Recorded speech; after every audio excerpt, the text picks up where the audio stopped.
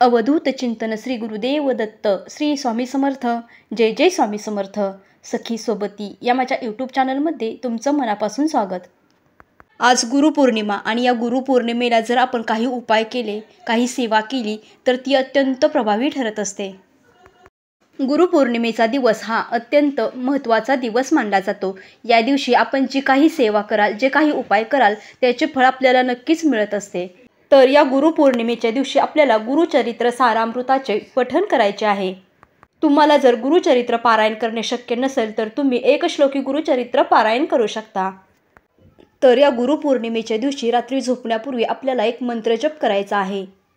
हा मंत्रजप केल्याने तुमच्या जीवनातील जी काही दुःख अडचणी आहेत त्या नक्कीच कमी होतील आणि घरामध्ये सुख समृद्धी येईल.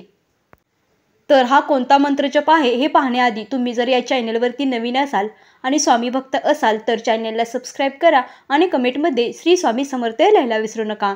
स्वामींच्या कृपेने तुमच्या सर्व इच्छा मनोकामना पूर्ण व्हाव्यात आणि हा दिवस तुम्हाला खूप सुख समृद्धीचा आणि आनंदात जावो ही स्वामीचरणी प्रार्थना करते.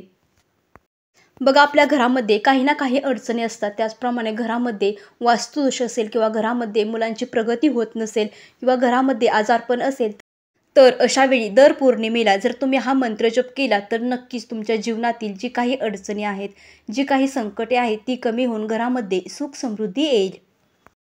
त्याचप्रमाणे तुमची मुले अभ्यास करत नसतील किंवा त्यांच्या अभ्यासात लक्ष लागत नसेल तर तुम्ही हा मंत्रजप आपल्या मुलांकडून 11 वेळा म्हणून घ्यायचा आहे. बघा, हा मंत्रजप म्हटल्यामुळे तुमच्या मुलांमध्ये नक्कीच बदल घडून येईल. ही सेवा कोणीही करू शकते. पुरुष असतील, महिला असतील किंवा लहान मुलेसुद्धा ही सेवा करू शकतात. तर हा मंत्रजप आपल्याला संध्याकाळी 6च्या नंतर बोलायचा आहे. आपली सकाळची देवपूजा झाल्यानंतर संध्याकाळी आपल्याला देवासमोर दिवा आणि अगरबत्ती लावायची आहे. पौर्णिमेच्या दिवशी जर तुम्हाला सकाळी गुरुचरित्र पारायणाचे पठण करणे शक्य झाले नसेल तर तुम्ही संध्याकाळी सुद्धा पठण करू शकता. तर हा मंत्रजप करण्यापूर्वी आपल्याला स्वामींच्या फोटोसमोर एक शुद्ध तुपाचा दिवा लावायचा आहे. तर हा दिवा लावण्यासाठी आपल्याला एका प्लेटमध्ये तांदूळ घ्यायचे आहेत. हे तांदूळ कोठेही तुटलेले किंवा मोडलेले घ्यायचे नाहीत. अखंड तांदूळ यासाठी आपल्याला घ्यायचे आहेत. त्यानंतर आपल्याला या तांदळावरती हळदी कुंकू लावायचे आहे आणि त्यानंतर आपल्याला हा दिवा प्रज्वलित करायचा आहे. तर हा दिवा प्रज्वलित करताना आपल्याला यामध्ये चिमूटभर हळद टाकायची आहे, कारण हळद ही माता लक्ष्मीला अत्यंत प्रिय आहे. माता लक्ष्मी ही धनाची देवता आहे. त्याचप्रमाणे दत्तगुरूंना सुद्धा हळद अतिशय प्रिय आहे. तर हा दिवा प्रज्वलित झाल्यानंतर आपल्याला आपल्या कपाळावरती अष्टगंध लावायचे आहे किंवा तुम्ही चंदन सुद्धा लावू शकता. चंदन हे दत्तगुरूंना, त्याचप्रमाणे श्री स्वामी समर्थांना आणि विष्णूंना अत्यंत प्रिय आहे. त्यामुळे आपल्या कपाळावरती अष्टगंध लावायचे आहे. त्यानंतर आपल्याला देवासमोर आसन घेऊन बसायचे आहे आणि त्यानंतर आपल्याला 11 वेळा हा मंत्रजप करायचा आहे. हा मंत्रजप असा आहे की ओम ग्राम ग्रीम ग्रोम स गुरुवे नमः. ओम ग्राम ग्रीम ग्रोम स गुरुवे नमः. तर हा मंत्रजप आपल्याला 11 वेळा म्हणायचा आहे.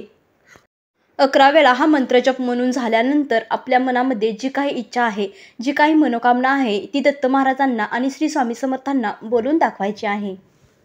अगदी कठीणातील कठीण कोणतीही इच्छा असेल किंवा घरामध्ये कोणत्याही प्रकारची अडचण असेल ती तुम्हाला स्वामी महाराजांना बोलून दाखवायची आहे. बघा, जर कोणाला हा मंत्र म्हणणे शक्य नसेल तर त्यांनी ओम चित्राय नमः ओम चित्राय नमः 11 वेळा हा मंत्रजप करायचा आहे. जर तुम्हाला दोन्हीही मंत्रजप करणे शक्य असेल तर तुम्ही दोन्हीही मंत्रजप करू शकता. तर दर पौर्णिमेला संध्याकाळी 6 नंतर आपल्याला ही सेवा करायची आहे. हा मंत्रजप म्हणायचा आहे. या मंत्रजपाने तुमच्या जीवनातील सर्व संकटे नक्कीच दूर होतील. ही सांगितलेली माहिती तुम्हाला आवडली असेल तर व्हिडिओला लाईक करा, शेअर करा आणि चॅनलला सबस्क्राईब करा. धन्यवाद.